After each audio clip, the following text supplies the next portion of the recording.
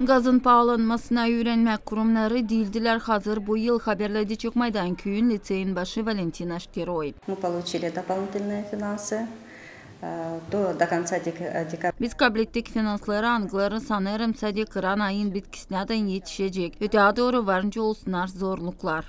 Выход, единственное, если цены на газ будут меньше.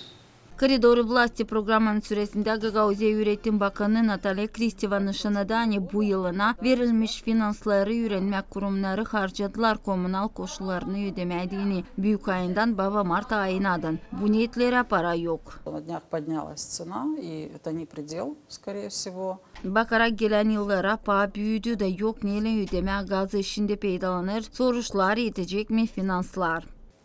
Расплатиться по счетам за отопление. Natalya Kristeva vurguladı bakanlık bu soruşu baktı Moldova Üretim Ministerliğinin hangisi adı kabul etme lazımlı ölçüleri ki okullar geçmesinler online öğrenmesine. В первоначальном проекте постановления правительства было четко обозначено, что Hükümetin ilk projektinde yazılıydı 10 gün her ay uşaklar öğrenecekler online. Bu energetika krizisinden bağlı. O kararda hangisi kabul edildi hükümetle söylenilir online varınca olacağı geçmez sadece devlette koyularsa hatalı durum. и допускается дистанционная форма обучения только в очень чрезвычайных и крайних ситуациях. Gagauzya Üretim Bakanı vurguladı hükümet uğrunda söylediler yapacaklar hepsini ki uşaklar soğuk vakitinde geçmesinler online öğrenmesine ama gitsinler okula.